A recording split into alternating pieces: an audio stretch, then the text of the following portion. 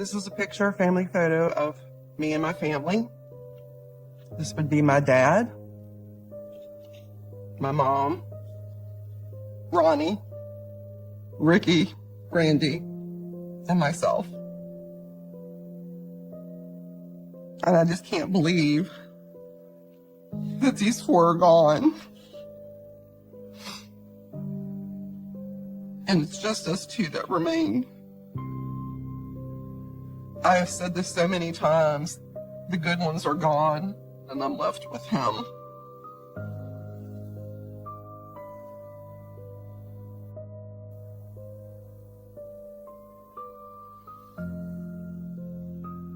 I really wasn't sure that I wanted to do this. It was a very painful situation to discuss. I had to think long and hard before I even called you back. But I thought I needed to do it for Ronnie's sake. I think there's probably some people in my family who did not want me to tell the story of the brothers. I think they're fearful, partly. Ricky wants to come after me because I testified against him, because I have a lifelong history of growing up with Ricky, and I knew how Ricky was. I still do have some fear when I come out of my house. I do look around. I still have the fear of, what if? My father has always had the camera, so he wasn't on camera hardly ever. We were on vacation in Florida. 3 rowdy little boys and me tagging along with them, holding my mom's hand. It was a fun vacation. Very fun vacation. I think it was my first trip to the beach. We all looked happy. We were all having fun. Beautiful scenery. Not a care in the world. Yep. Your average American family. Living the life. Never suspecting anything like this would ever happen. I do miss those times.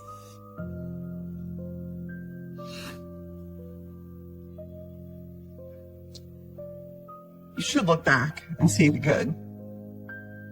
It wasn't all bad. But it hurts to know that they're all gone, except for him.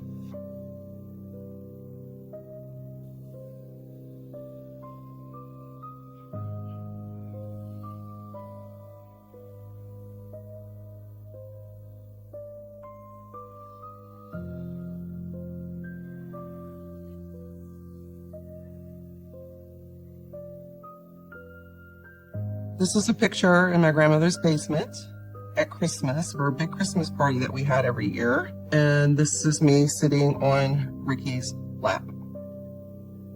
I was about 4 years old. He would have been 10. This is one of the first times he took advantage of me. There were some events that happened right before this picture was taken that I prefer not to really get into. But you can tell by the look on my face that he had done something to me, and he's sitting there looking happy, and by the look on my face, it's evident that I was fearful of him. And he was just a big bully, and I was the little sister that had to take it. Looking at this picture, I still do feel some of that fear. And to think it started at such a young age. I was one of his first victims. Those eyes tell me that he's mean, he's evil, just piercing.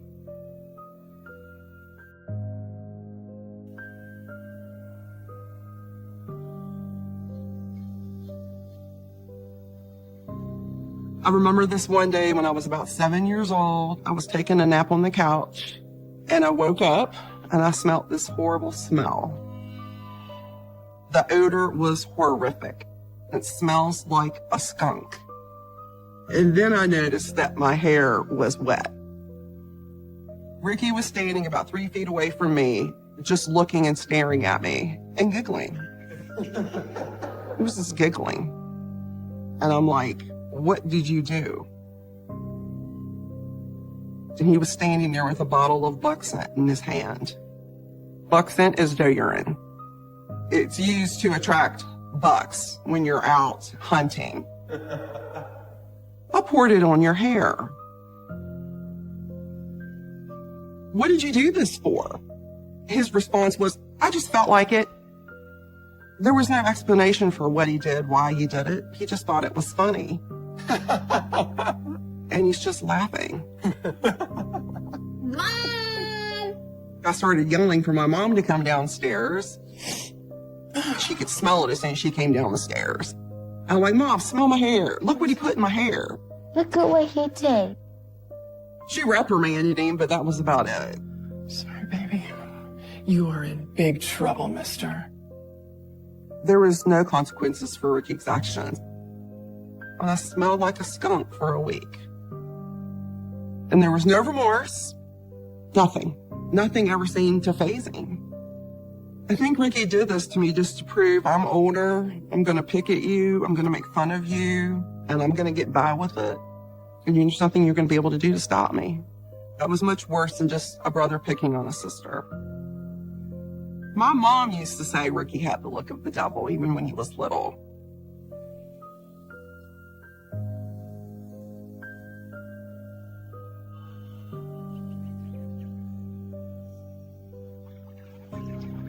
So when I was about 9 or 10, we had a neighbor who I went to their house every day to swim during the summer. And I was over there most of the day, and late afternoon, here comes Ricky walking across the yard to get there, and he just hops in the pool. And I think we're in there for a few minutes, and he's out in the pool just kind of like looking at me. And something just set him off. The next thing I know, he pushes me under the water in the pool and holds me under. I couldn't catch my breath, couldn't breathe. He had my head and he just kept holding it under and wouldn't let me up. And I thought I was gone.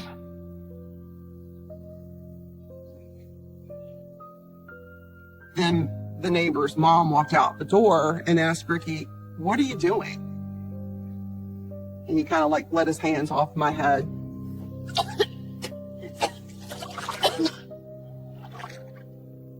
Oh, we were just trying to play a game to see how long she could hold her breath underwater. And I just looked at him and I said, you liar. No, we weren't. Go home. And the mom made him go home. The mom want to come outside. I may not be alive today. And I never told my parents. I believed that there would be payback from Ricky if I told on him for what he did. That there would be retaliation. What that retaliation would be, I don't know. Maybe next time he would try it again and I wouldn't come back up for air. Ricky was always more deeper, more sinister. And you could just look in his eyes and you could see it. Just the eyes. Those big dark brown eyes. And you could just see the anger. Kind of brother that would do that to his sisters, just mean and pure evil.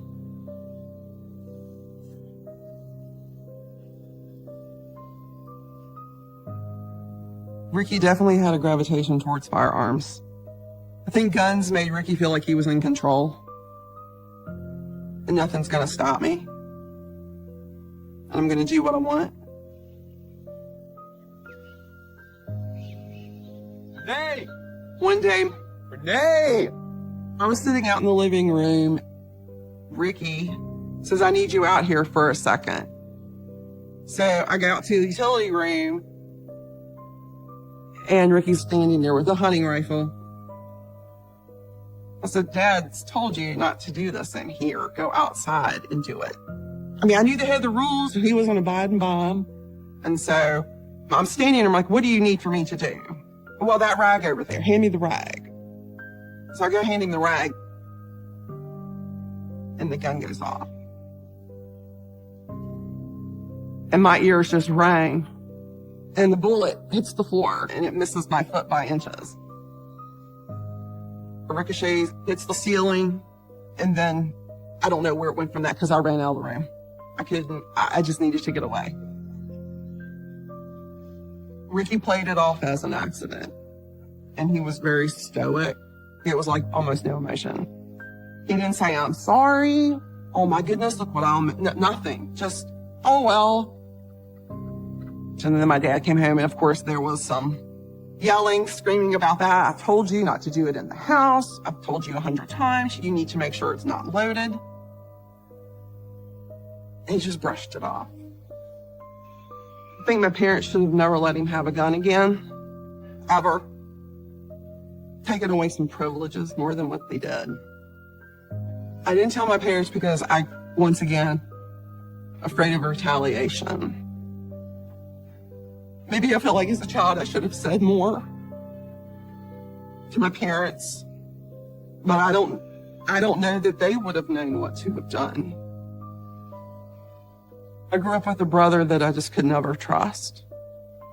And a lot of this stuff, to be honest, I hadn't thought about until the last 3 years.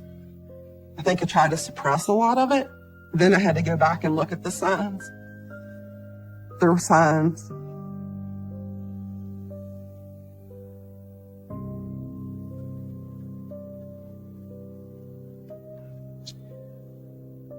This is a picture that my dad took of us at Christmas.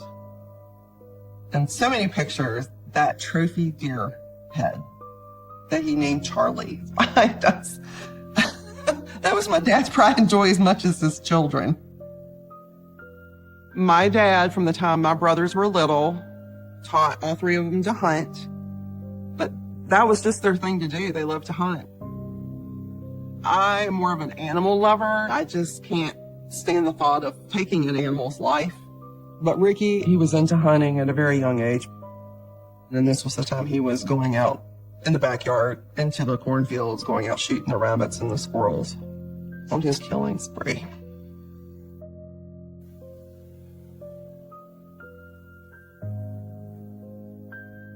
One day in particular that I remember, he said, "Oh, come here, I want to show you something."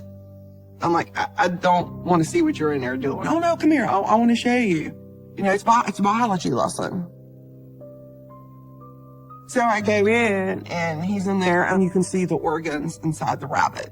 And you're going to watch me skin it. It's just like science class. And I'm like, I really don't want to watch this.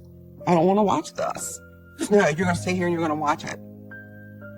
So I stood there and I watched it, and I really felt like I just wanted to get sick. He knew I love cats. Cats and rabbits reminded me of each other. They're fuzzy. And to me, this was like, man, this is too much. It was just way too much. I would just keep looking away. He said, "No, you need to watch me do this." I'm like, I don't want to see this. Ricky got lots of joy of watching me squirm. And then he tells me, I've done this for 21 straight days. I'm on a 21-day killing spree. He was bragging about it.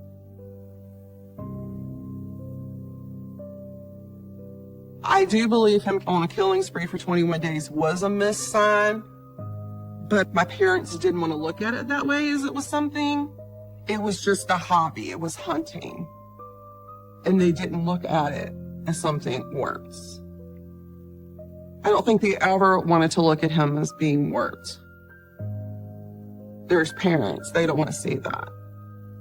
They knew he was mean and hateful at times, but I don't think they saw the extent of it. He was a ticking time bomb, and he just kept getting worse.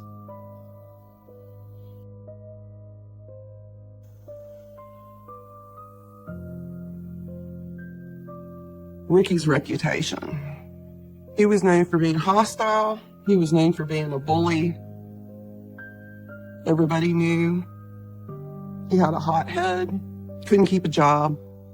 Ricky had a DUI when he was younger, and they hauled him in, and he literally punched the magistrate. The police knew that he had a reputation, and he just seemed to be getting more angrier every year. When Ronnie and Ricky were younger, they played a lot of baseball together. And then as they got to be in their 20s, they joined a men's softball league. And this was part of the brother bonding. But then you had Ricky bring the drama into something that was supposed to be fun.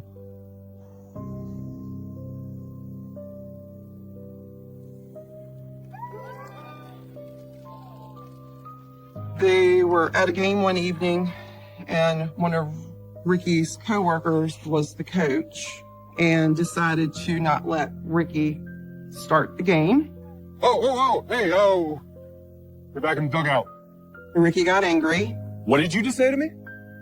When Ricky was mad, he would get in your face. You think you're some sort of tough guy? He would yell. He would put his finger in your face and tell you, this is the way it is. Ricky said a few choice words, walked off, got in his car, and went to Ronnie's house where he knew there was guns. I think Ronnie knew what was getting ready to happen, so they had called the police. Ricky comes banging on the front door. Ronnie's wife realized that Ricky was agitated and she was fearful. She was also expecting at the time, so she let him in, and he went straight to Ronnie's gun cabinet and took out a rifle. He brought the rifle back to the game, and Ricky was basically like, he needs to be taken out for him setting me on the bench. Ronnie intercepts him and says, I know you're angry, tries to calm him down. You'll get to play. We can't have a gun here. Ronnie's like, everybody just, and the police, let's just calm this down. Ronnie took the gun, and then Ronnie says, you just need to go home and cool off. Ronnie told the policeman that he's just acting out, let him go home. So they just said, as long as you leave peacefully, we're not going to do anything. Police just let the brother handle it.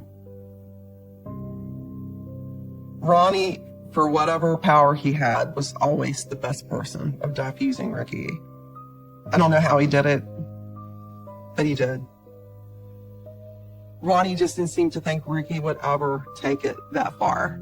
He just needed some de-escalation, talking to, calming him down, and that was Ronnie's role. Ronnie didn't have any enemies but one. It's like my dad said, everybody loved Ronnie, except for Ricky.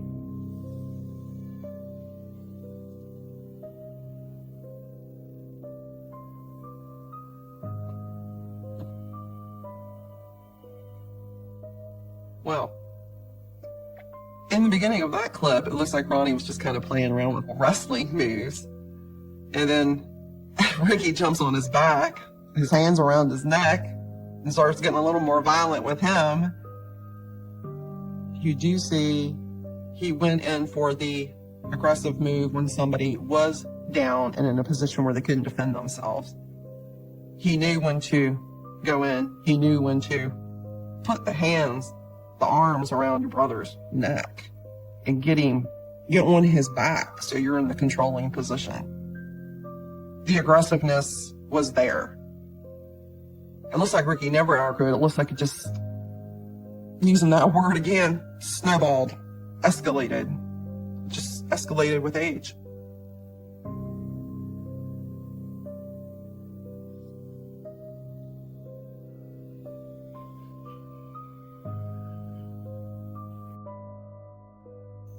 Ricky taking care of anybody else was rather shocking.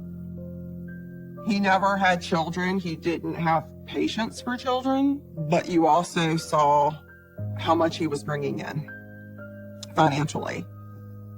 So the male client that Ricky had really could not verbally communicate. He was kind of clumsy. He would spill drinks. And one night the family was over at dinner at Ricky's house, and he knocked the drink over on the table. And then when he does this, Ricky just gets mad and cusses at him. How dare you, GD, how dare you do something this stupid? How dumb are you? And this intellectually disabled person just kind of just sat there and put his head down and felt bad. And then that's when I saw there was a bruise up above his eye, and then there were some bruises on his wrist.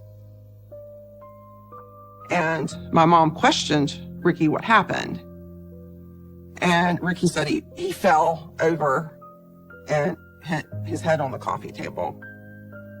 The bruises around his wrist definitely made me suspicious that it was caused by Ricky grabbing him by the wrist. I didn't have any proof. But I mean, I could only assume he wasn't treating him the way he deserved to be treated. I guess the part that's heartbreaking is, to me, he was like a family member. And you see this person making all this money off of him. And I'm thinking he's going to continue to do this unless the agency would see this. Having them in private with nobody else around, it was probably much worse.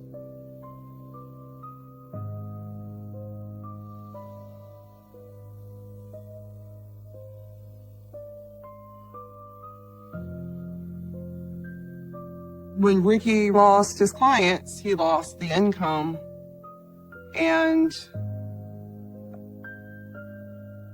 didn't save any of the money, and so was threatened with foreclosure.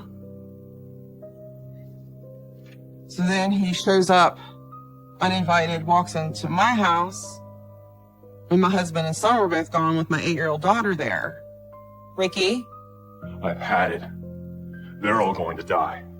threatening, I'm gonna get them.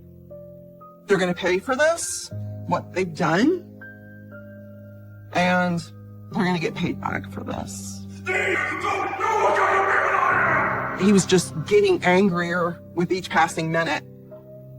And I'm really not the person that deserves to stand here and take this. So I suggest you just leave. You need to go. He gets in my face, he gets his finger in my face, and just yells at me. One day. Well, there's lots of people on my hit list, and they're the top 2. These bitches are gonna die. You see these mass murderers on TV? That's gonna be me one day. These people don't know it yet, but they're already dead! I'm taking them out, and I'm following them. I'm following other people, but I'm following them.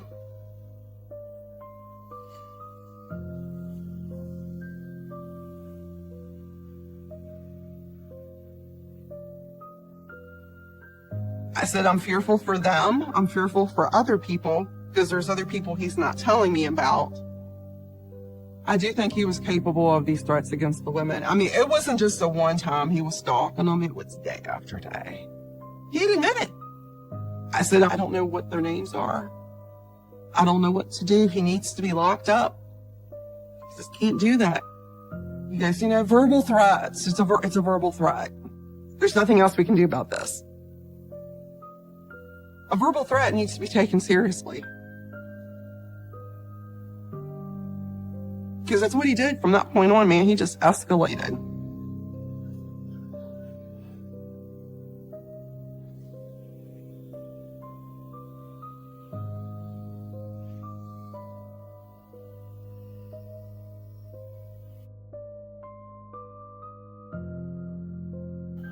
Hello?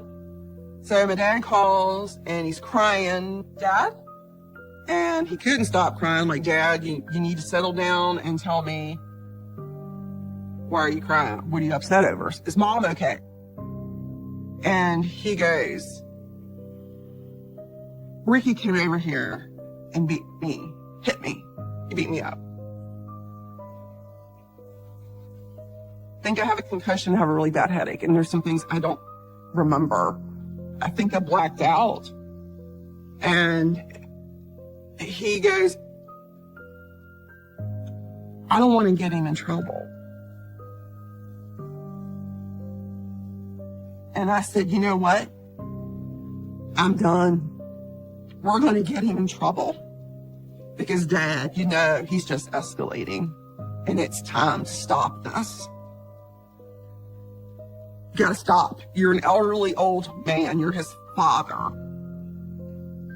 This has to end. We can't let this go anymore. Because Dad, next time he could kill you, he could do something to Mom. I said, this is not safe. So then I called Ronnie and I said, this is what he's done. And you could tell Ronnie had had enough.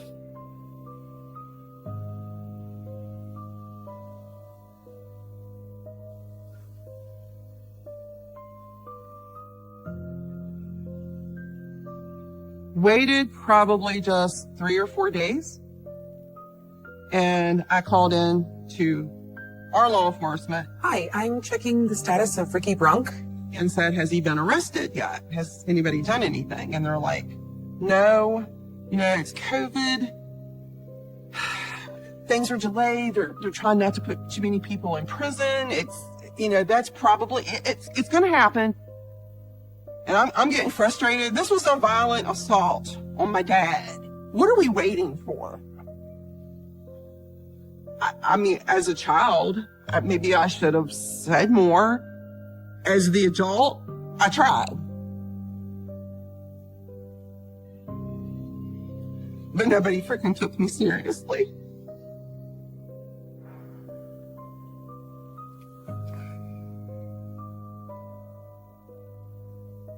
So, this is a picture of Ronnie and I down celebrating his son's 30th birthday downtown Harrisonburg.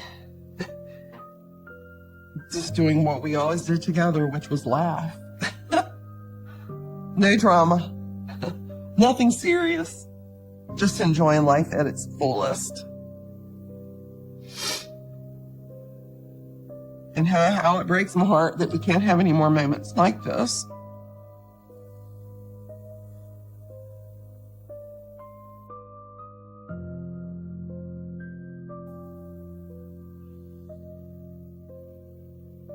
I did have a sense of relief that they were finally going to go get him, but I just had this gut feeling something was going to go wrong. I was fearful. I'm like, I don't have a good feeling about this. It's going to make him angry or he'll come after me. But I told Ronnie, and Ronnie says he didn't have the balls to touch us. And I said, I beg to differ. He doesn't have the gall to come here. I don't think that's true. And my son is coming in and said he had something he needed to tell Ronnie and me about what happened when he helped Ricky the week before. There was another thing I didn't tell you guys. So Ricky had told my son several different things when my son was helping him move. And the first one thing he wanted to explain to my son is why he didn't come to his wedding. He said he was going to strangle me. He wound up telling my son if he would have gone to my son's wedding, he would have choked the out of me.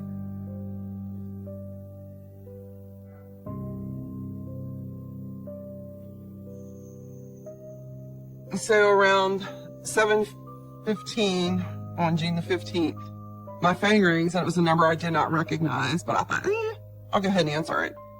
So the person on the other end was Ronnie's business partner. And he says, I have something I need to tell you. He goes, the EMTs have just left, but the sheriff's department is still here. And I'm like, so what are you trying to tell me? So I said, what are you trying to do? You're telling me that he's dead? And he's like, yeah.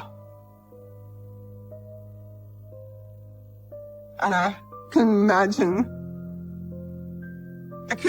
how it went down, and I couldn't imagine that I would never see Ronnie again. I was like beside myself. So then Ronnie's wife is calling. I need to answer the phone. And the first words out of her mouth were, he's been shot. And I'm thinking, he's been shot? And I'm like, oh no, I gotta get off the phone. I gotta hang up. And so then that's when I called 911. And I told them, I know who did this. It was my other brother, Ricky. And I said, I can assure you, if you're going to go up there to his property, he has lots of firearms and he's probably not going to go down without a fight. So you better be prepared. Take the out is what I said.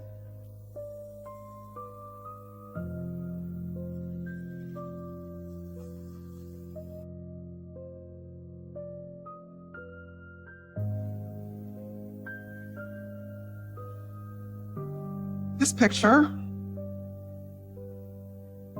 obviously came from the night of the murder. I have never seen this picture before. I feel angry. I feel like what a coward you are to take the easy way out and use a gun to kill your brother.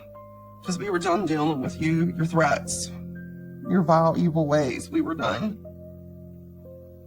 The facial expression.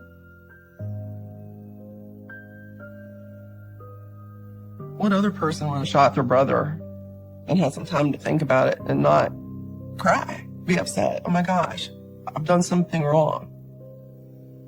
Nothing, no emotion, just here I am. Little Ricky turned out to be an abuser, a narcissist, and the evil person that killed his brother.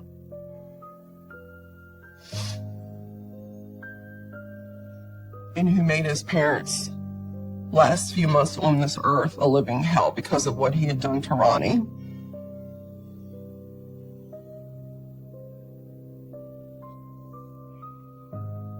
Ricky waited for all of Ronnie's coworkers to leave his business and goes in to Ronnie's office with the warrant for his arrest for assaulting my dad. And there was a verbal altercation between the two. And supposedly, Ronnie pretty much defended himself, couldn't take it anymore, and told Ricky to get out. Ricky would not get out. And Ronnie just had enough.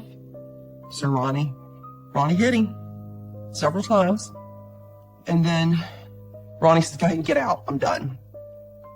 So Ricky walks out the door. Ronnie follows him. There's a glass door on the outside. Ronnie locked it. Ricky goes to his truck, gets the gun, comes to the glass door. Ronnie turns around a few feet away from that glass door, and Ricky shoots me.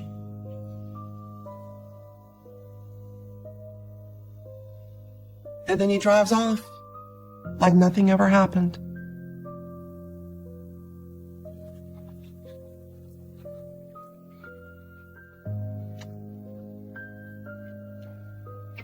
Now start EMS. Male.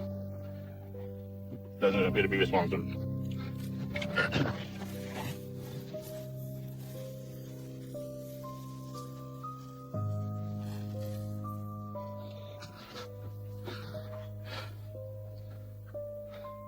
Start.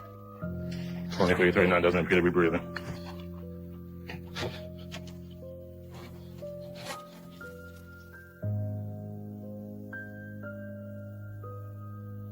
Ronnie did mean a lot to me. It was a really big loss that day. And then the thought was, how am I going to tell my parents? That, with my dad, was probably the hardest to do. He looks at me, he can tell something's wrong, something has happened. It's almost like he knew. I said, it's Ronnie. And I said, he was shot. And he goes, by Ricky? He knew. I said, yeah, by Ricky. And then he starts crying. He goes, I knew he was capable of this. That was hard.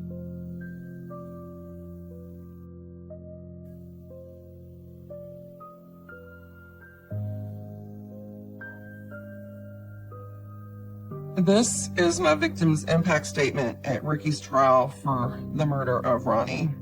I couldn't sleep. I had nightmares, fears of him coming after me, and the reasons running through my head of why. My first thought every morning when I woke up, is this all just one bad nightmare? Is Ronnie really gone? killed by our own sibling.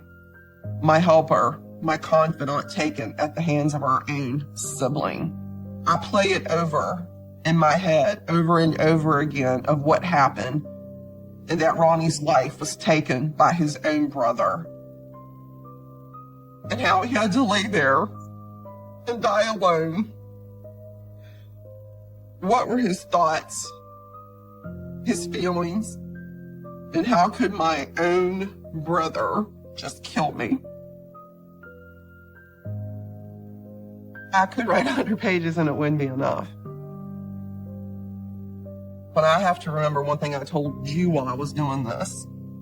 This, people have to pay attention to. And if you have somebody in your family acting like this, you gotta push it. You've got to stand up and you've got to say something. I don't have a psych background, but my God, I saw the anger. I saw the evil. I saw the narcissism. Where everybody else was always wrong and he was right. And saw him snowballing and elevating and getting worse. Law enforcement has to listen to us. Got to listen so nobody else has to die at the hands of somebody that's so evil.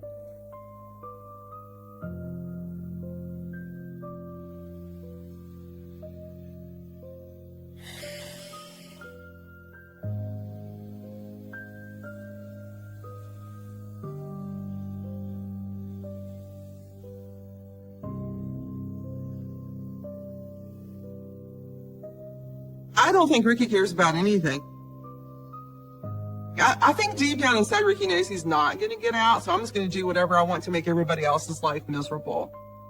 He's just being spiteful. It's the last little bit of control he has. That's what it boils down to. He wants to show everybody, I'm still in control. And I'm not that shy little girl, blonde-haired girl anymore. He didn't stand up to you. I finally got bold and didn't take it anymore. And I'm not going to take it anymore either now. I'm not going to live in fear. He doesn't deserve that attention because that's what he wants. He wants to make me fearful from behind bars, and I'm not going to do it.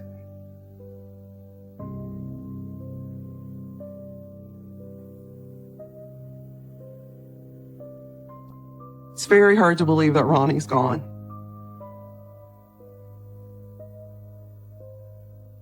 Very hard. And to think that my own brother is the one that killed him really makes it look that much harder.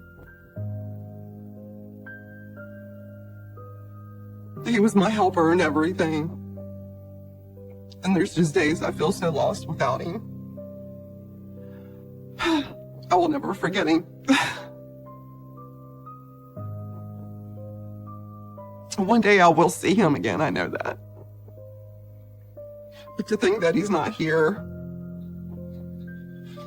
it just breaks my heart. And to think that he died by himself the way he did that day is what really hurts me. But I feel like the world needs to know what a wonderful person Ronnie was. And I have to do this for him. I had to do it for Ronnie.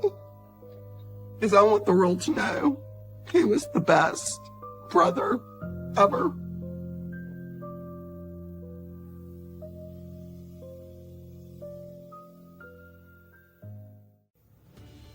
I was woken up in the middle of the night one night with a gun to my head, a shotgun.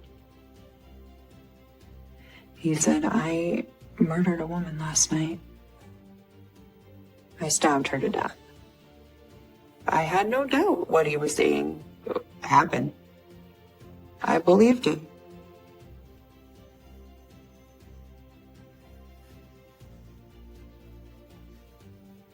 I was so tempted to tell somebody. I really wanted to. I really wanted to. but I knew what would happen. He would kill us all. The overwhelming majority of the world is a great place. It is a fantastic place.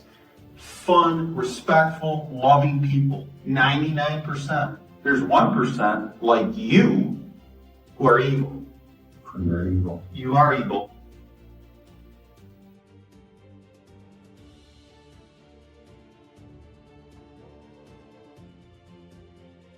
You just wake up one day and you realize you're living a nightmare.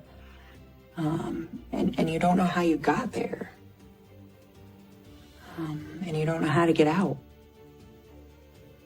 People don't understand how you can stay with somebody like that. But I loved him. And I really believe that he loved me.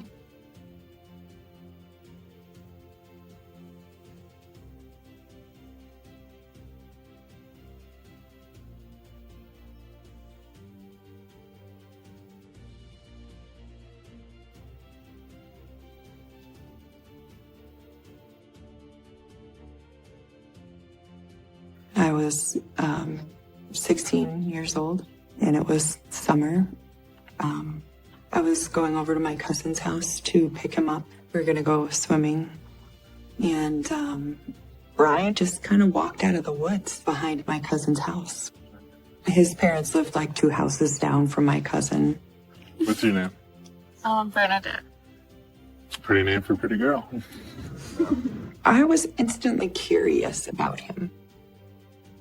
And these were some happy times.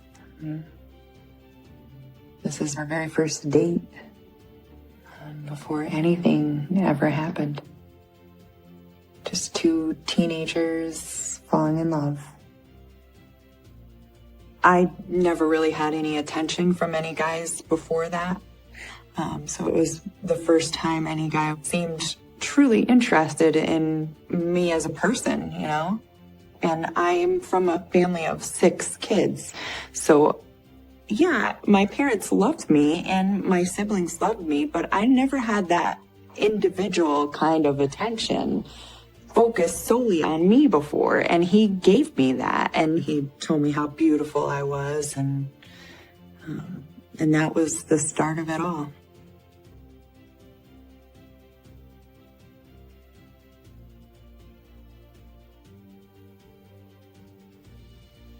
I didn't care about anything else.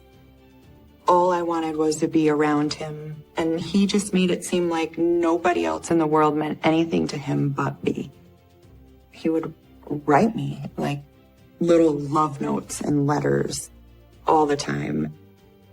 From the very beginning, I knew I wanted to spend the rest of my life with him, and he made it very clear that that's what he wanted to.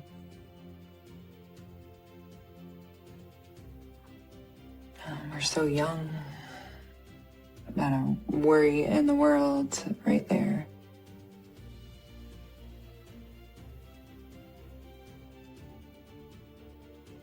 Oh, it's so beautiful. And then one day we were taking a walk. We need to talk. Okay. And he told me, I have something really terrible to tell you.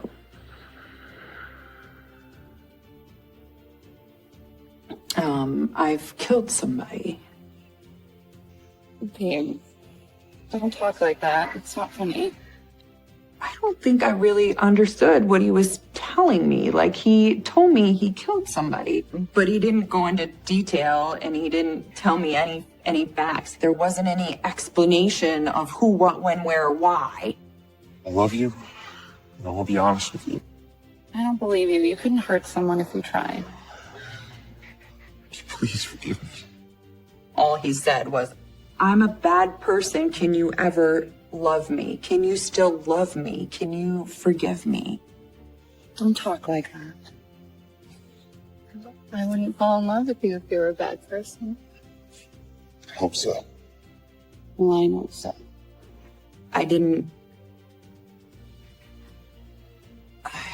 don't know how to put it into words. I didn't understand what he was really telling me, and I didn't believe that that was possible, that this person that I loved and loved me could be capable of such a thing.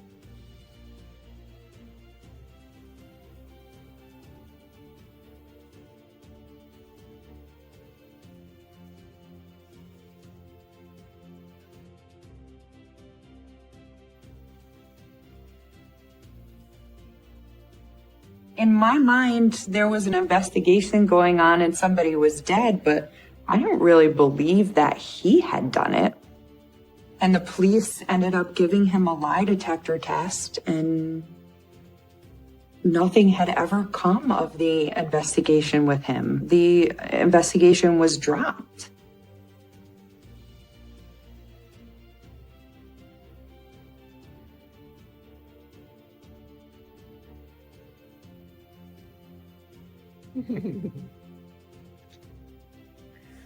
I didn't see him as a bad person.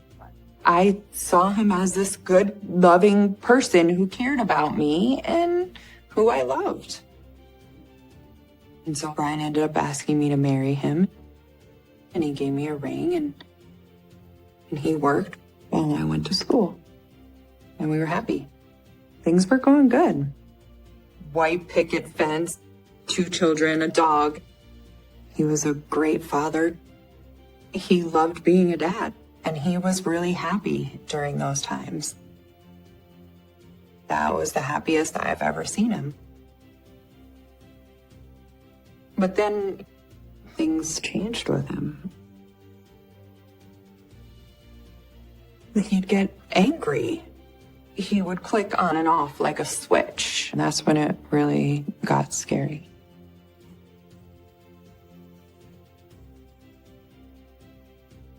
How many times do I have to call you, huh? I really want to take you and bash your head against the wall and watch the blood run down.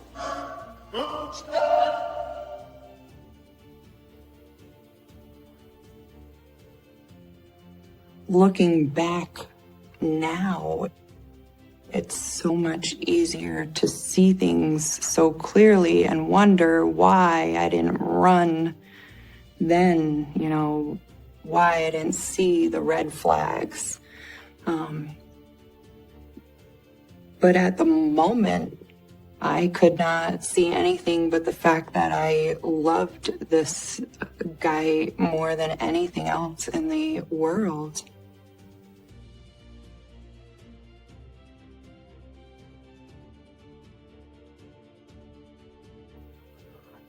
You had to be intelligent. You had to have the right responses. You had to use the right grammar, the right vocabulary. There's a right way to do things and there's a wrong way.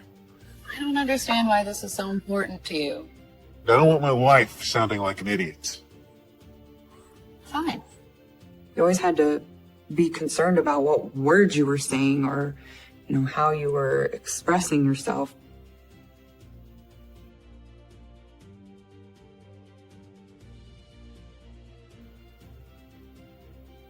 All right, see you Saturday.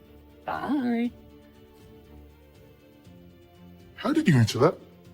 I got a phone call once and I answered the phone the wrong way and he flipped out on me.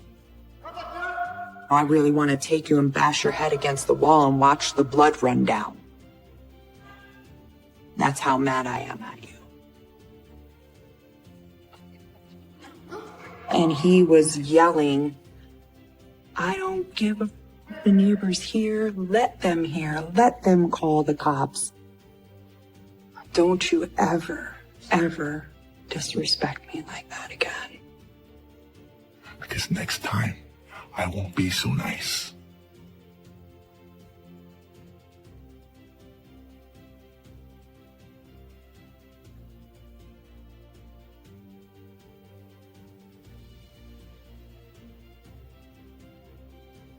You do what I tell you to do. That's it. Plain and simple. With him, it could be something as little as the floor being dirty or a fingerprint on the television. If he sees that, he's going to go on a tirade. He would turn his lectures into 2-hour, 3-hour long episodes of just beating it into you, the stuff you're doing wrong. I'm sorry. Stop being sorry and start listening to what I'm saying. I had no choice but to sit there and let him rant. And the more I could sit there and appease him, the better off I knew we were. And that was like an every other night type of thing.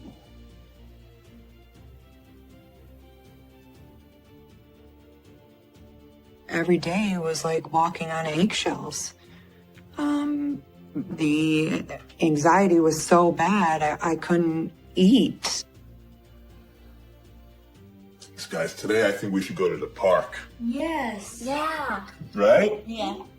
I could look at him and know that he was in a mood. And it was not going to be a good day or a good night.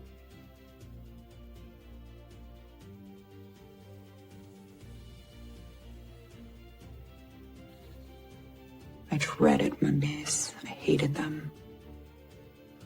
Brian was always obsessed with martial arts, boxing, and he wanted us to be able to defend ourselves. So he would teach us all kinds of things. It wasn't just boxing. It was learning how to use a knife or defend yourself from a knife. Learning how to use a gun. At first, for a while there, I thought that was a good thing, that the kids, enjoyed learning how to do that stuff when they were younger. But then it became a forced thing. I didn't have a choice. The kids didn't have a choice. It was a mandatory thing we had to do every Monday night. And it would last about 3 hours long. Either he was happy with how you did, or he was not happy with how you did. And usually he was not happy with how I did. He didn't care that he was, hitting me hard and leaving bruises. Well, you had to do as much as he told you to do, and you had to take it. And the children, he made them fight with each other. And they were not allowed to be easy on each other. In fact, they were told, if you take it easy on her or if you take it easy on him, I'll punch you instead.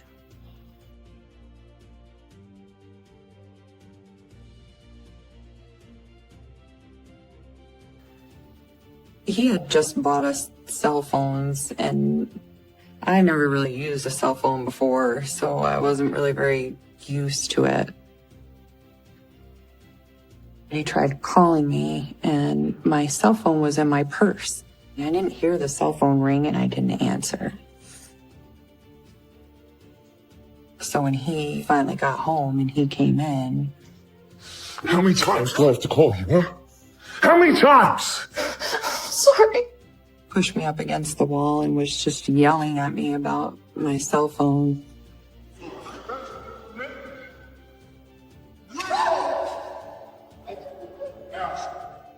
Just started hitting me.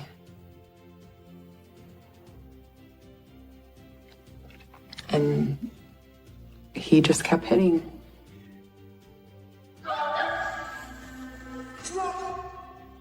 He just kept hitting me across the head, kicking me in the legs.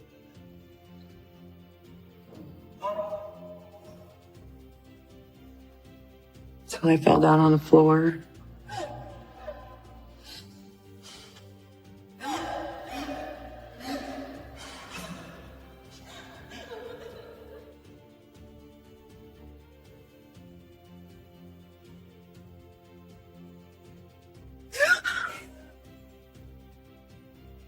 Get the f up, you stupid bitch. Ryan, stop. I'll kill you right here, right now.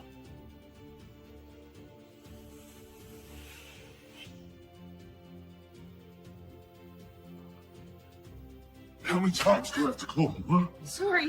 How many times? You never pick up your phone. Why don't you listen to me? He just kept hitting. He just kept hitting me across the head. And he just went on and on and on.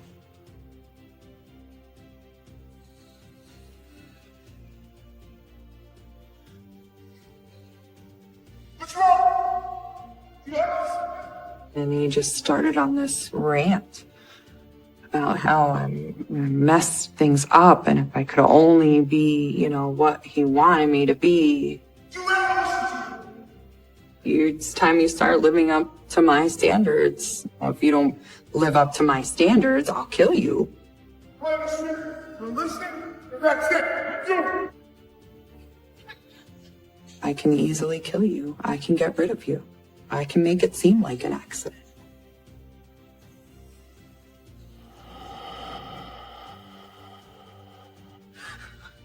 I'm sorry. Hey, calm down. I'm sorry. He eventually just started saying, "Oh, I love you so much. We can make this work. We'll get past this." All right. You just have to change a few things. It's your fault, but we can get past this. Can you forgive me? Absolutely. And that's how it always was with him. Like, he'd get so mad, and then the next minute, he'd be like, "Please forgive me. I love you."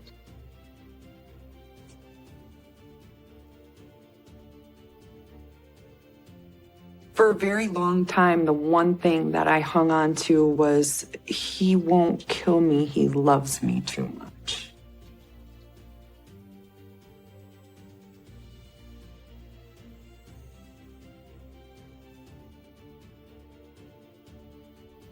I was woken up in the middle of the night one night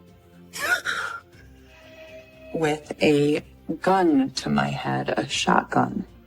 Ryan, what are you doing?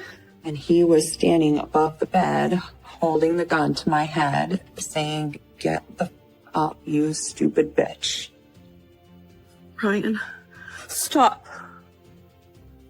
And I had no idea why, what was happening. I just did what he told me, and I got up.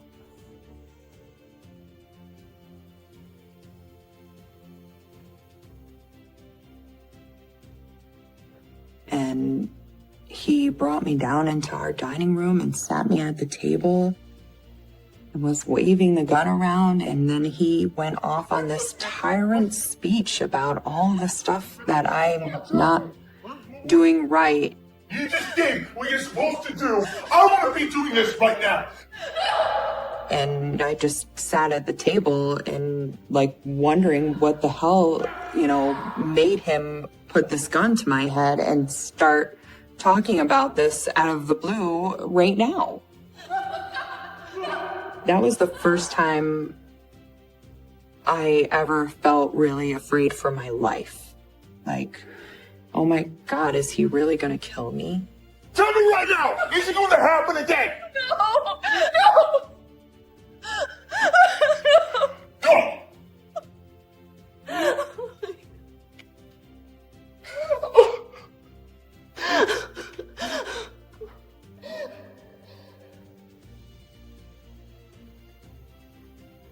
But then, the next day he's like, "Oh my God, I'm so sorry. I didn't mean to scare you like that. I love you so much. You're the best thing that ever happened to me. Please forgive me." I forgive you. After that, it just got worse from there. I had a very close dog, Athena, that I had for quite a while, and the dog ran out of the yard once. That's what dogs do. And he got mad, and he took the dog in the backyard in front of us and shot it in the head. and the blood splattered on my legs. I couldn't do anything about it. I couldn't cry. I couldn't show any emotion. I couldn't, and my children were little and they had to watch that. And all he could tell us was, this is what happens when you can't follow directions.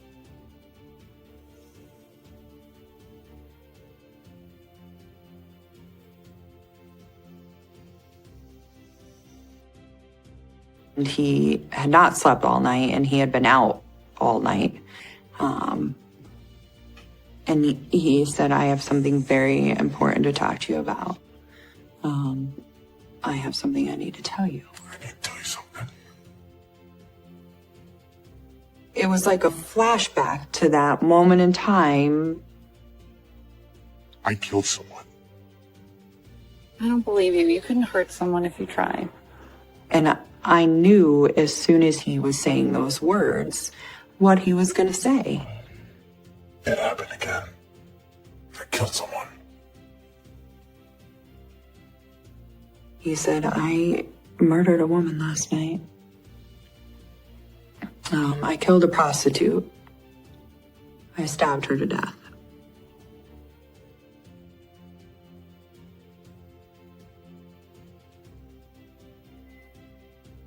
It's true. I knew. I had no doubt what he was saying happened. I believed it. I need you to do exactly what I say. I felt sick. I felt afraid. If you do anything apart from what I tell you to do, you know what's gonna happen. And the first thing he made it clear to me was, if you tell anybody, I will kill you. I knew he wouldn't think twice about it. You're not gonna tell a soul about this. You know what I'm capable of. He went in the backyard and he burned some things in the back fire pit. He told me it was, her clothes and stuff. And he started telling me things to do, like, you're gonna drive me to the bus station, drop me off, and you're gonna tell people that we're having a trial separation. And I want you to keep your eye out and tell me if you see anything in the news and keep me updated as to what's going on there. And I did. Linda K. Gibson was found September 13th, 2003. Someone saw her body near Factory and Lane in the city's Millwood neighborhood. Police say Linda K. Gibson was brutally beaten and stabbed and left in this field. It was sickening. It was awful to see that woman's face, and it eats away at you inside. Police say they hope the passage of time could help close the case. We're confident that there's a citizen out there that has the answers and the information that we need. Did I think about going to the place while he was gone? Sure. I did. Fear kept me from saying anything to anybody. He was with my family. He was staying with my family. That's where he was hiding. With my cousin. He wouldn't hesitate to kill them to protect himself. So I did exactly what he asked me to do. I think it was a month that he stayed away. There was no suspicion towards him at all. Nothing. Once he felt the coast was clear, he came back. He just one day showed up. Nothing was the same after that.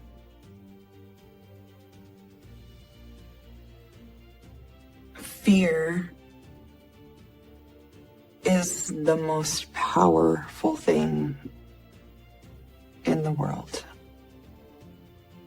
You become so afraid of someone that you become paralyzed. Sure, had I thought about picking up my kids and leaving? Absolutely. And I would have done it in a heartbeat had I not been afraid of what he would do in repercussion.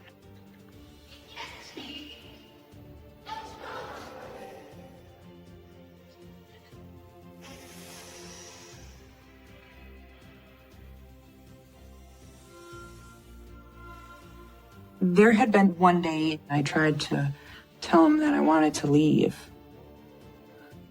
Right, I can't do this anymore. Told him I just wasn't happy. That I loved him, but I wasn't in love with him. We took vows. Those vows mean nothing to you. After a little bit, he said, "No, I killed that woman because of you. She reminded me of you. And I couldn't kill you because you're the mother of my children, so I killed her."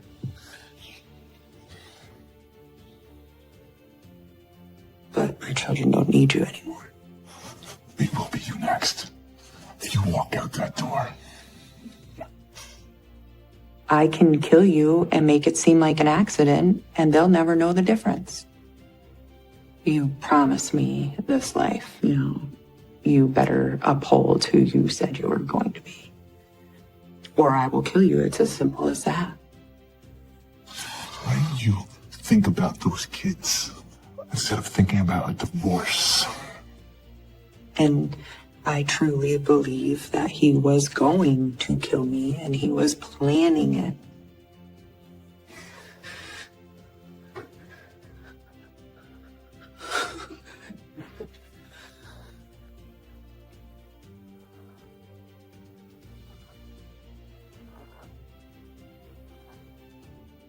He wanted the gun, so I did what he told me to do.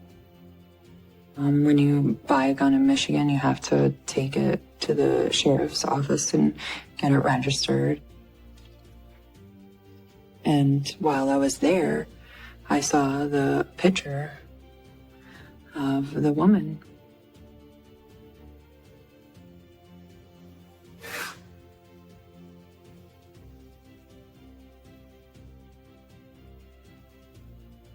Unsolved case.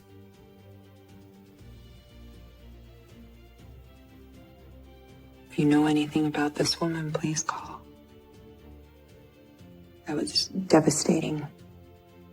There it is in black and white right in front of my face.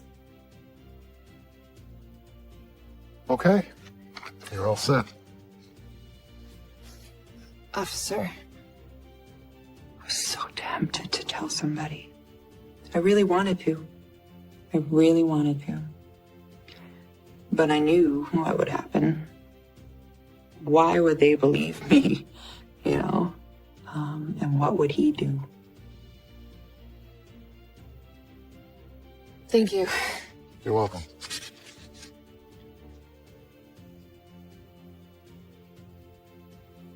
I couldn't, but I wanted to.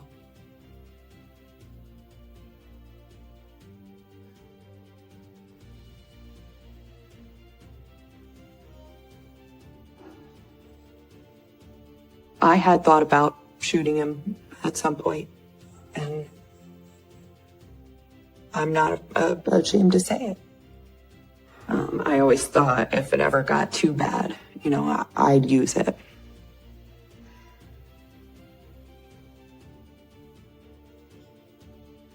He was in the shower in the morning, and I thought, all I have to do is take the gun and walk in there.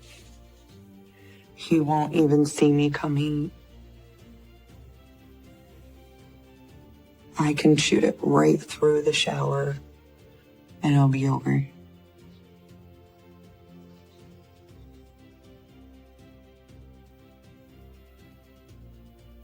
I couldn't, do it. In my mind, I knew that, then I would be a killer and my children would be without a father, and their mother killed their father. How bad is that for them, And I'd probably be in jail and they wouldn't have me, But I fantasized about it. Yeah, I did.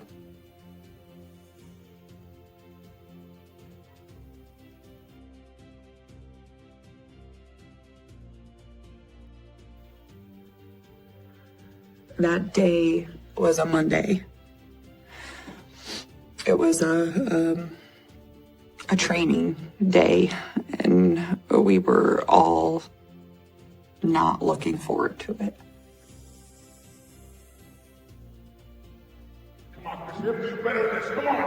When I got home from work, I knew something was wrong as soon as I pulled in the driveway. Ryan and Chris were boxing in the driveway.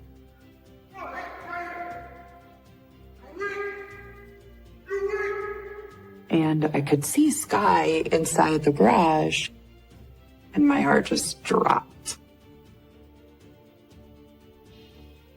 Sky was like looking at me with terror in her eyes, like, "Mommy, please help me. Help me." And she didn't have to say anything. I could read it in her face. Sky, you okay? And I walked over to her and I said, "Sky, what's going on here?"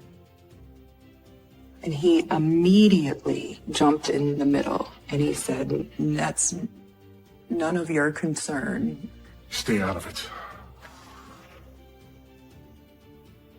He had this baton stick that he used for karate.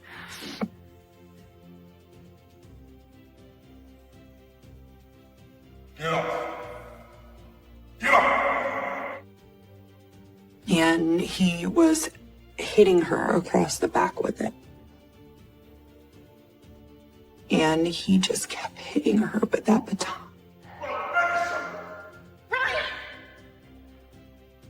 I tried to step in and stop him from hitting her. He grabbed me by the throat and said, "Don't you think about it, I'll kill you right here." Tell me what to do.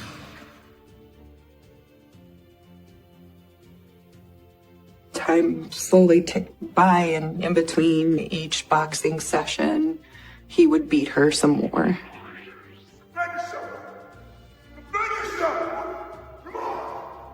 I could feel the terror in my daughter's eyes as she was looking at me. Every time he turned away, she'd mouth, "Mommy, help." And then during one of the rounds that he had me boxing with him, I was watching Sky out of the corner of my eye.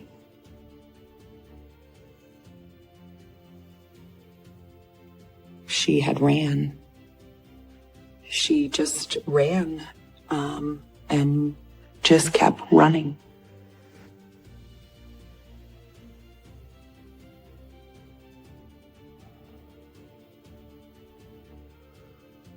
And then you heard the sirens, the police sirens, and he knew exactly what had happened. She did what I couldn't do.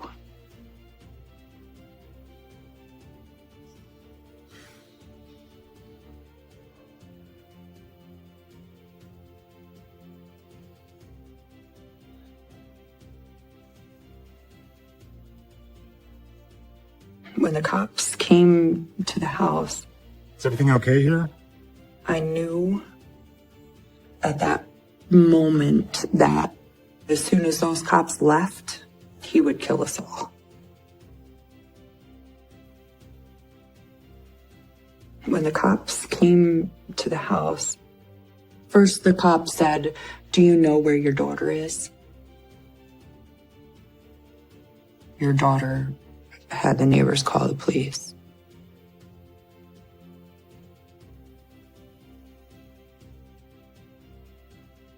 She's very distraught. Is there anything you'd like to tell me, ma'am? I knew at that moment that it was not going to be okay from there on out. Is everything okay here? Yeah, everything's fine. I knew that that was the breaking point because he was able to portray himself and our family like we were the perfect family, you know? Was boxing? He was a good man who took care of his wife and children. And that's exactly what he wanted them to see. And now the cops were involved, and I knew that as soon as those cops left, he would kill us all. I was terrified.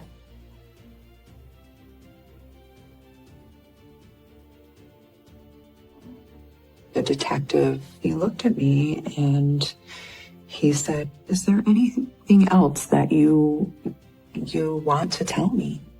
Now's the time. It's okay." Listen, I told you, we're fine, all right? Not talking to you, sir. And for the first time in my life, I felt like this is my chance.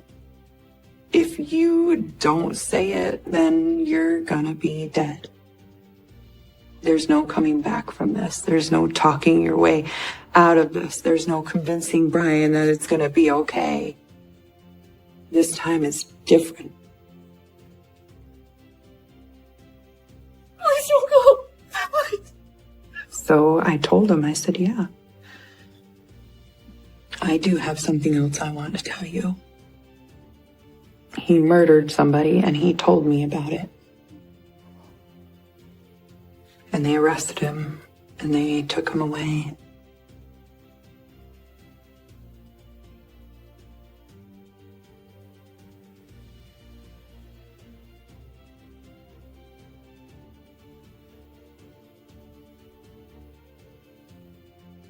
You want me to confess to a murder? I want you to tell the truth. I didn't go out and kill anybody. I was too excited. Okay? Then why'd you tell her that? I did not. I didn't murder anybody. I didn't kill her. I was terrified he would get away with it. And there was always the fear that, what if the jury doesn't believe it? You woke your wife up at gunpoint to have a conversation with her. Who does that, Brian? What are you talking about? That's what she explained to us. What? Just tell me what she said. That's a lie. It's a flat lie.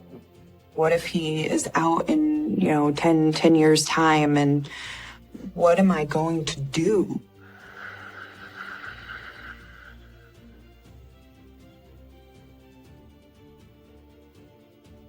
Told me I've done something really bad. I killed somebody. I killed a woman. He made it clear to me that he would kill me if I ever said anything. I've been living with that secret, that burden for 8 years. And I never thought that I'd have a chance to tell what really happened. I thought I'd have to carry that forever. And it was so unbelievable to let it out. It was terrifying going through the trial and waiting for that jury to come back. Has the jury agreed upon a verdict? We have. What is your verdict? We, the jury, find the defendant guilty of first-degree premeditated murder.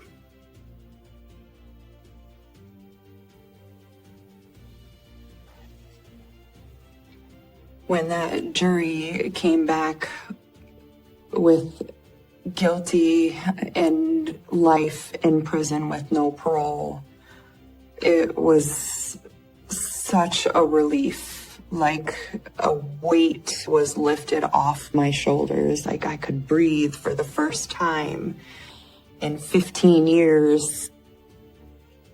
But it's still there, and you still think about it, and you still have nightmares, and you still break down, and you still cry in the shower. And even now, there's always this fear in the back of my mind that, he can escape, that he's gonna find me, that he'll come after me. I know that he's plotting that in his cell every day, and he will be for the rest of his life. It's something that I will always have to deal with. And I'm never gonna be the same.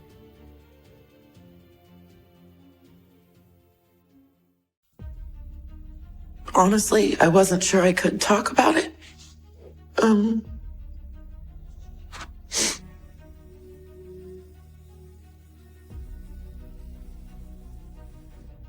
I will never forget. I saw on TV, it was a helicopter picture, and it was on the news, breaking news. He led police to the backyard of this Park Hill home. And I knew it was my brother's backyard. And I said, why are they in that backyard? What are they doing? Officers are still at a scene. And I couldn't move. And after a few minutes of just being there in shock. The search for victims is our top story. I walked around begging God to just wake me up because I knew it was just a nightmare, that none of it was true. It was just not true. And I didn't get to wake up.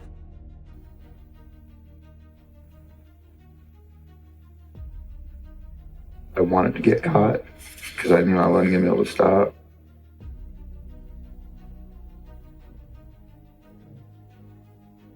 I needed help. I said, please help me. Please help me. Help me to help him so nobody else gets hurt anymore. This picture here is my brother and me and what is left of a snowman. As you can see, I was upset about it, and he was not. He thought it was hilarious that the snowman's head melted. When someone calls my brother evil or a monster or something like that, I get mad. I get really, really mad. Do I believe in evil? Absolutely. I don't think you can believe in the good without the bad, ever. Just because somebody does something horrible doesn't mean that you don't love them anymore. And I love my brother. That has never changed and will never change. It's still a fact, and it will always be a fact. I love him. I laugh at this picture, but then again, like so many other pictures, I get sad when looking at it because his whole life was ahead of him, and I just wonder how different things could have been.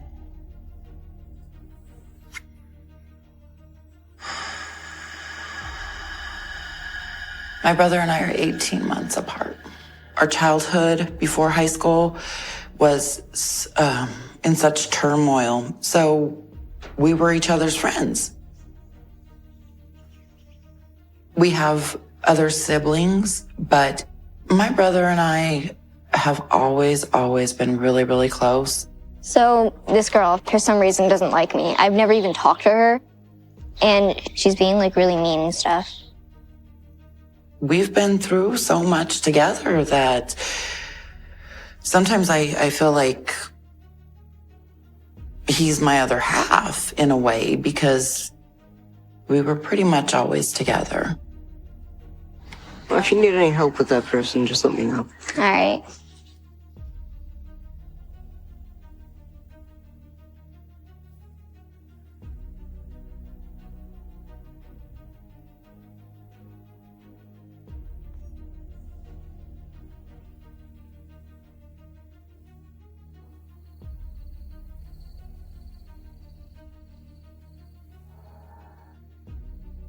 When I was younger, I'd wake up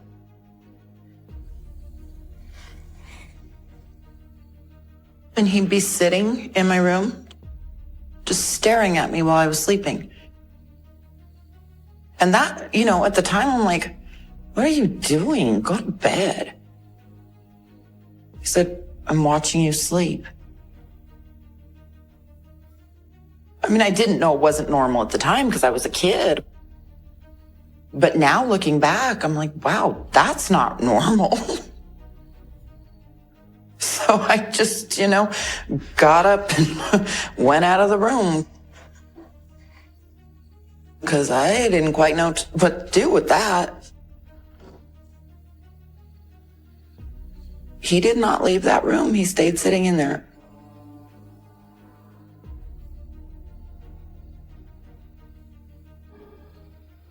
I had no idea what was going on in his head. It was just creepy.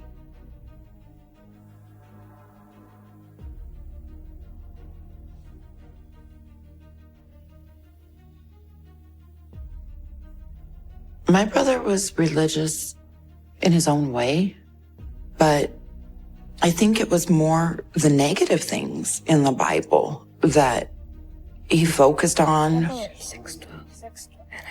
And I looked, and it opened 6 and behold, it was a great earthquake. And the sun became black as sackcloth, and the moon.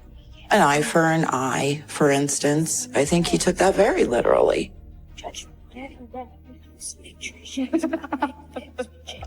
And I think that it was kind of an obsession. I mean, not kind of, I think it was an obsession for him. He had a record, it was AC/DC, and he loved it. Somebody told him it was Satan music, so he smashed it. Because he thought that the devil had come to him through the music. Fifth angel blew his trumpet, and I saw a star that had fallen. And there were times that He was good. he really scared me. It's just always how he's been. So I mean, I don't know how to explain it. I'm so used to it.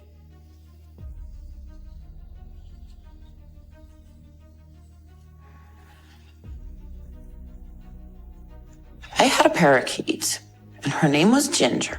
And we're getting ready for school in the morning. And he said, "Hey, Dee, watch this." And he snapped the bird's neck and threw it on the ground for the cat to eat.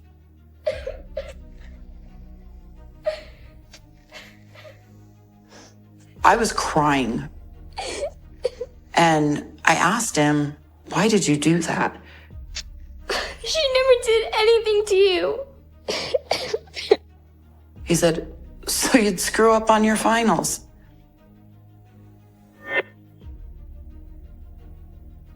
He could be just quick to snap and be ruthless and not think twice about it. I've always known he wasn't like everybody else, but I didn't know that was a bad thing. That's just how he was. He was different, but when you grow up with different, you assume it's normal.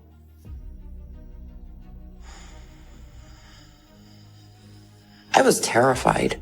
I was absolutely terrified. Open this door! Tell me what to do. How do I get out of this? It's gonna kill you. It's gonna kill you. It's gonna kill you.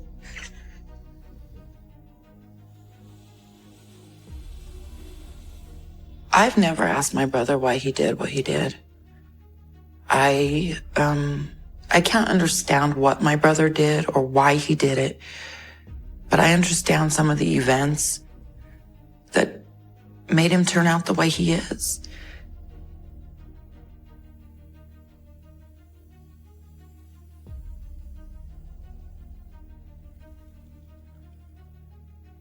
I got a phone call from one of my siblings telling me that RP had contacted her. Is everything okay? And she said, "You need to sit down." And what, just tell me. And she said, he called me and he's got HIV. Oh my God. I was in complete panic. I was terrified. I mean, I just thought, I'm losing my brother. He's going to die. And at that point, all I'd ever heard were these horrible stories about people with HIV and how painful and how drawn out their death is and just horrible things. And so I thought, I was just panicked. I didn't know what to do. I thought, I don't want him to suffer like that.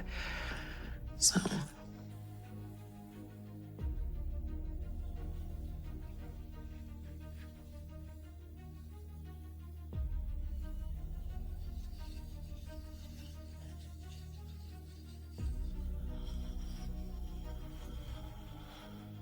How's the medication going? What medication? Aren't you being treated for HIV still? That. I don't have HIV. He just wanted everybody to freak out. You don't have HIV? No. He just did it because I think he thought it was funny. That's just the way his mind worked, I guess. I don't know.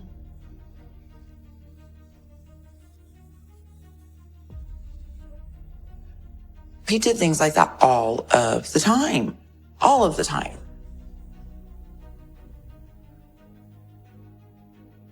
Telling me about a friend that had died. So I paid for him to go across Colorado to this guy's funeral. And then I guess it was about 2 years later that I ran into the guy. That's just how he was.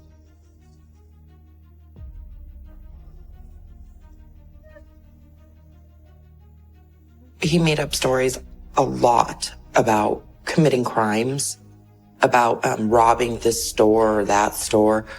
If those stores were truly robbed, it would have been on the news.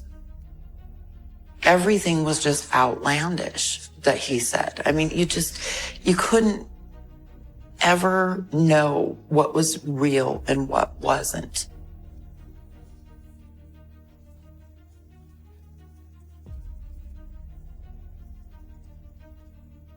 My brother, especially when drinking, would tell stories of killing people.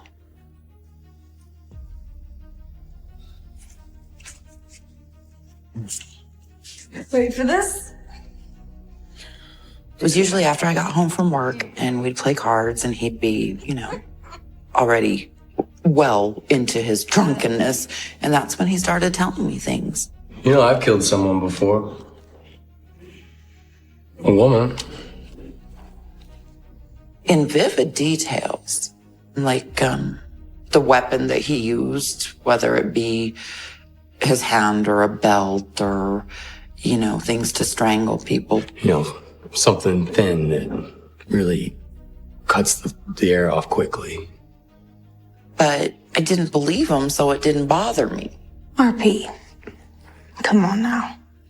I mean, he's always liked, real gory movies and things like that. And I think, yeah, you saw that on TV. That didn't happen. So I pin her down and I wrap my belt around her and I tighten it up just enough so that she starts to turn blue. She can't breathe. And I figured he just needed attention. So, okay, go ahead, tell me. Really? So I kind of laughed it off. I'm serious. Just knock it off, okay? I mean, I thought it was really sad that he was saying things like that, but I'd heard him say other people had died that hadn't died. I'd, heard that he was dying when he wasn't dying. So I just kind of figured it was a natural progression of his stories. And it wasn't just me that he told. He told several other people. He told my neighbors. He told his girlfriend. He told one of the girls that worked at the bar that I worked at, who he barely knew. I'm not sure how many people he told, but I know that none of those people called the police. Most people just knew he made stuff up. That's just what he did. Nobody believed him.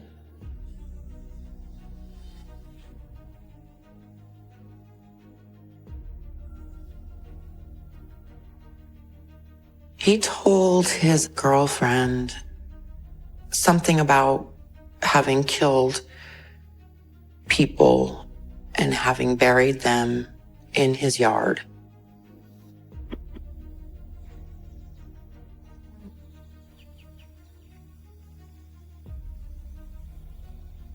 she came to me and asked me about it. I have to ask you a question. Okay. So Richard, like, he has these stories. They're really scary and like dark, and I think She wanted to know what I thought, if it was true or not.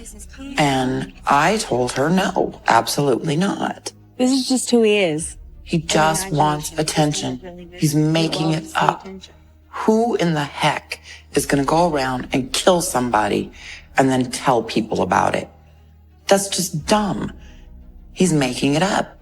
I promise you it's okay. Okay? She was reassured enough to continue dating him.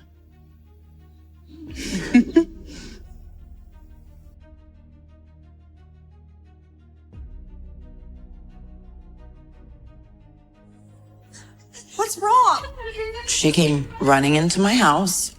She grabbed me and threw me in the bathroom and slammed the door behind me and locked us in the bathroom. What happened? Tell me what happened. What happened? And then I could hear my brother What is happening? screaming, come out here and come out here. And I'm like, what is going on? RP, stop, please. Open this door! D, open the door right now. No! We were in that bathroom for several hours. Finally, I opened the door, and he's got a gun pointed right at both of us. I don't want to be here. I don't want to be here.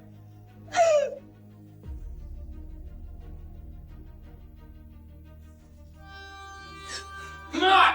Stop! RP, stop, please. Open this door! Come on! D, open the door right now. Stop! Let her out here. Please.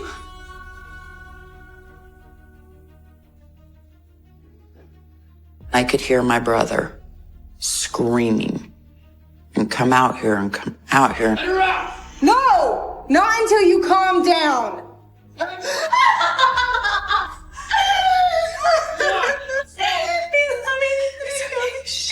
We were in that bathroom for several hours. RP, stop! Please, you're scaring us.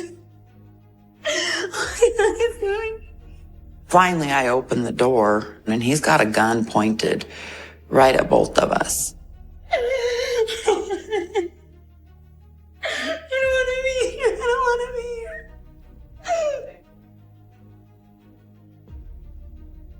She wants to end it, so let's end it. I was terrified. I was absolutely terrified. You don't mean that. I didn't want to make him angry. I didn't want to yell at him. What are you doing? It's me. But I wanted the heck out of that tiny little bathroom with this girl sobbing behind me. And it was just, God, give me the words. Tell me what to do. How do I get out of this? You don't mean that. Put the gun down. I don't mean it. You never believe me, D. Why don't you ever believe me, huh? Finally, he turned the gun toward himself. Huh? No, please, RP, please. He said that he was just going to kill himself and it just wasn't worth it. And Don't do it, please. I did the only thing I could think to do. And I said, if you kill yourself and my kids come home from school and see you dead, they'll never get it out of their head. What are they gonna think, huh? What?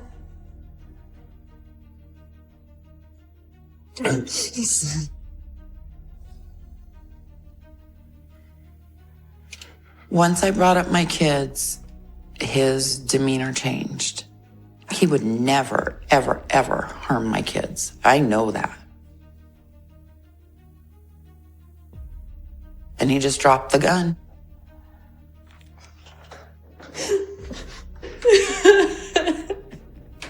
After that, things were never the same between us.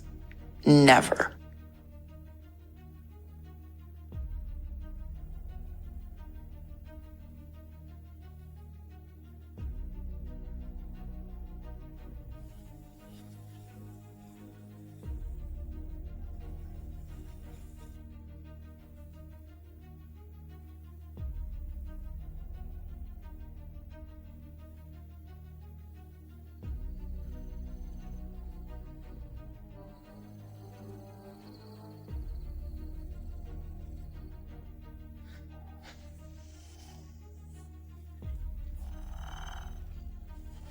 Hello?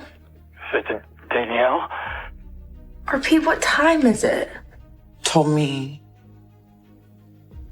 that he needed to come see me. You gotta help me. What happened? I did something. But you gotta believe me, it wasn't my fault. It was an accident. RP, what did you do? He said something really bad had happened. And he said that he had accidentally killed someone.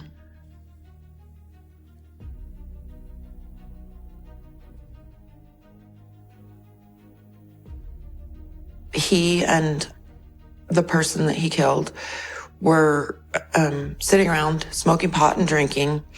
And my brother had gotten a new gun and he was cleaning it. And he was showing his friend how to clean it. And it went off and killed him. Oh my God. Danielle, you have to help me. I need to leave. At that point, I believed him. What do you want me to do? Come get me. I need to get supplies. He asked me to bring him some things of his that were there at the house, like outdoor gear, like his hiking boots and his jacket and stuff. And he said, you gotta take me to go get some food. I need just some rations just for a couple of days. Fine. Let's just go get your stuff. Because he told me he was going to the mountains. And I said, oh my goodness, now he's somebody else's problem. And I know that sounds awful, but I was just so mentally broken from it and just emotionally drained from him. I couldn't deal with it. I couldn't do it. I can't go to jail. Come on, you're my sister. You have to help me. I'm gonna pack your bags. Stay right there. Do not worry, okay? I always look out for my brother, and he's always looked out for me. I love you. I love you too.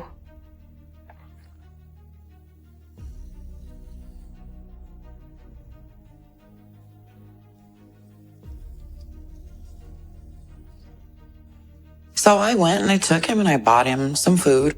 I dropped him off in the mountains, and we'd made an agreement that I would bring him food the next day. I think that's everything. And you're coming back tomorrow? Yeah. I'll bring more food tomorrow. Okay. But you didn't tell anybody, did you? No, no one knows I'm out here. Okay. Good. Are you gonna be okay? Yeah, I'll be fine. And when I turned around to leave to my car, I heard him cock that gun.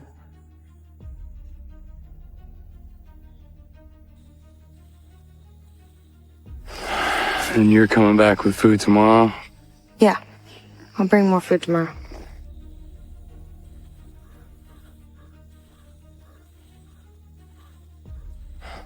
But you didn't tell anybody, did you? No, no one knows I'm out here. Okay. Good.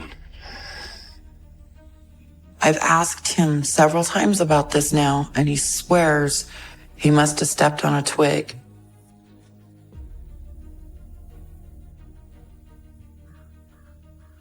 But I know I heard him cock that gun.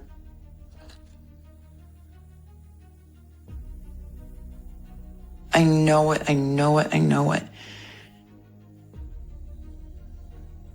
I believe it with all that I am. And my only thought was, I gotta get out of here. I just need to get away right now. I need to get away. And I was really, really terrified because I thought, he's confided in me about this possible accidental shooting. And now he's regretting telling me. And so he doesn't want anybody to turn on him. So I had to make him truly believe that I was absolutely on his side, 100%, no ifs, ands, or buts. And I had to get the heck out of there. And I just knew what I had to do. Open this door! If my kids come home and they see you dead, what are they gonna think, huh? What? I need to go get back to the kids, probably wondering where I am. I had to make it very clear to him that I had to get home to my kids, but that I would be back. And I told him, RP, I'll be back with food. I gotta get home before the kids get out of school. Okay, D, love you. And I left.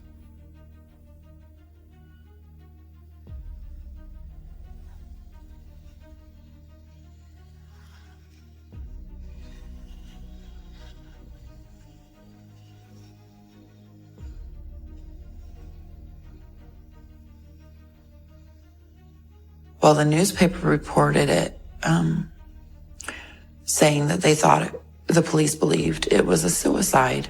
But I still believe it's an accidental shooting. Because that's what my brother told me, was that it was an accident. I just could not take the chance of someone's family thinking that they had committed suicide and that they could have done something. They could have helped them. This family is going to be saying, why didn't we talk to him? Why didn't he tell us? What could we have done? This family is going to be suffering. And I couldn't let somebody else go through that. I couldn't let somebody think that their child killed themselves. I just couldn't do it.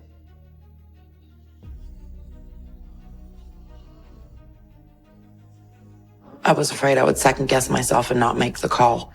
So I had to do it right then and there while I had the courage and the story. So that's what I did.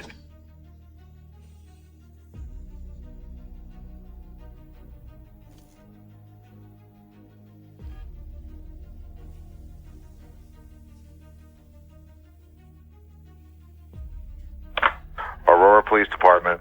Yes, hello. Hi, yes, I'm actually calling about the suicide in the paper. I called the Aurora Police Department. I said I had seen a newspaper article about such and such person. They say this person committed suicide. I don't think it was a suicide. I have information saying that it was an accidental shooting. My brother told me he did it. He said he didn't mean to. He said it was an accident. I didn't know if it was or if it wasn't, but I needed to tell myself that it was so that I didn't feel like I was betraying him in any way.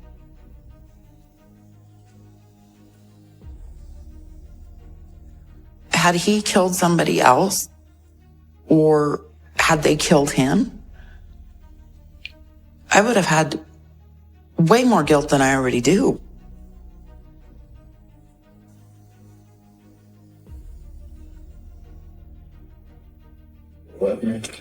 Oh, thank you. You have the right to remain silent. Do you understand that? I do, RP. Anything you say can and will be used against you in court of law. I understand that too.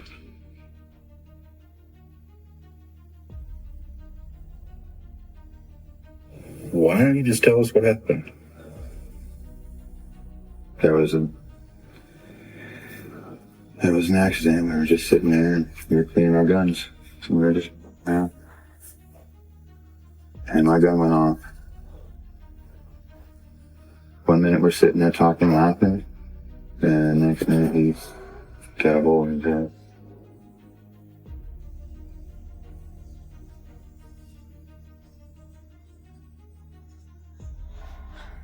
I am a killer.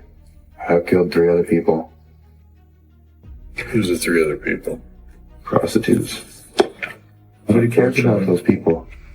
You know what? And they're at the lowest point in their life, and what am I doing? I'm out here.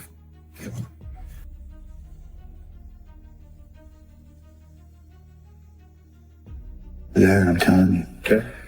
I dug damn holes, man.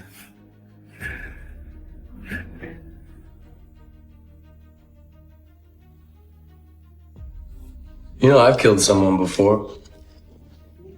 Nobody believed him. It was all just baloney. He has these stories. They're really scary.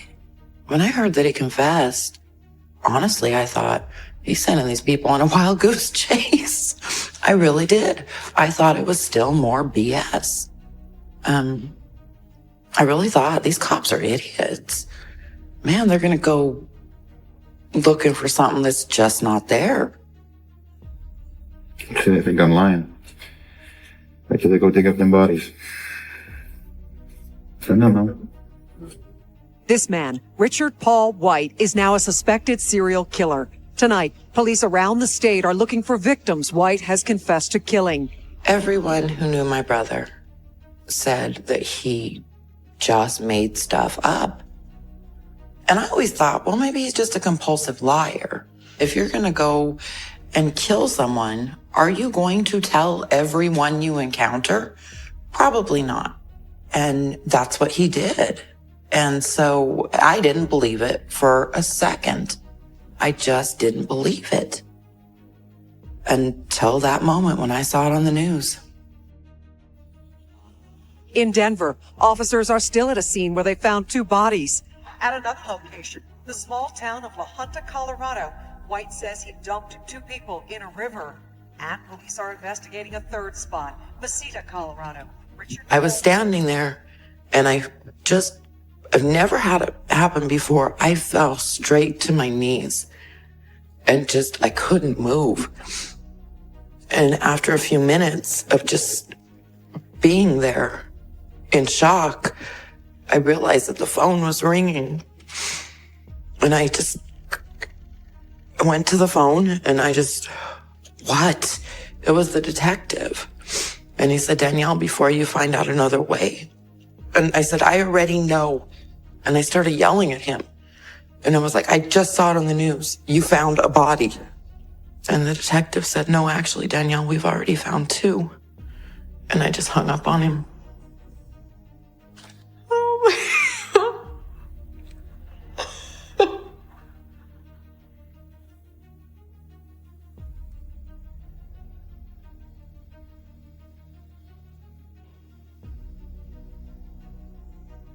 I could not believe what I had seen. I couldn't believe it. And it sounds really dumb, but for months, it's been months, I walked around begging God to just wake me up because I knew it was just a nightmare, that none of it was true. It was just not true. And I didn't get to wake up.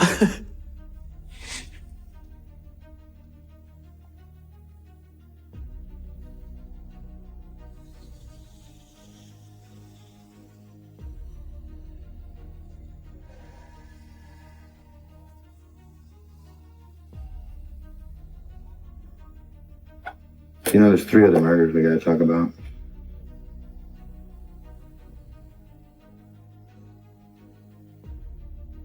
The one thing that all of the women that he assaulted had in common was the fact that they were prostitutes. Let's see. Girl number 1.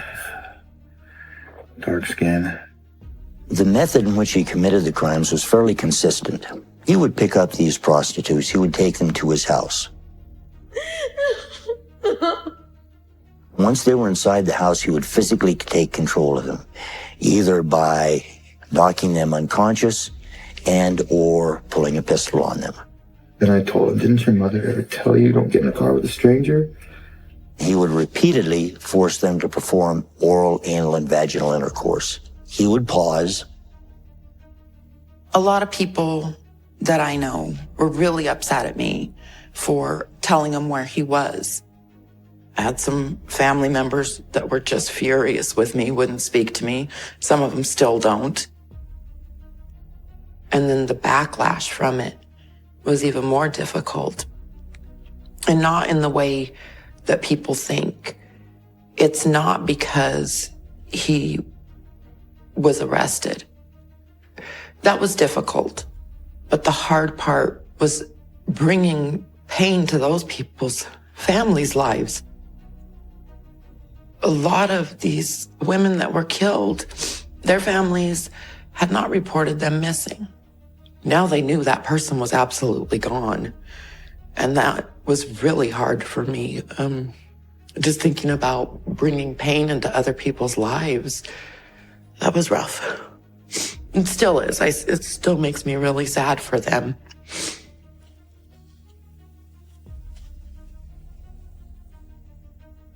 Richard Paul White walks out of the courtroom moments after he pleads guilty to 2 counts of murder and 3 counts of sexual assault.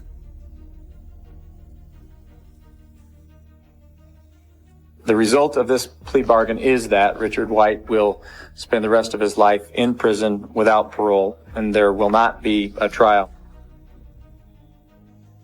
I was a nervous wreck. I started drinking a lot just to forget and just not think. I just had to not be in reality for a little while. A lot of times I felt like I was just surviving. I was just going through the motions. I actually picked up and moved about 3.5 hours away. I had to start over in a place where nobody knew. As the years have gone, sometimes it's a little easier. There's other times it's just not. I just can't. I can't face it sometimes, but sometimes I can.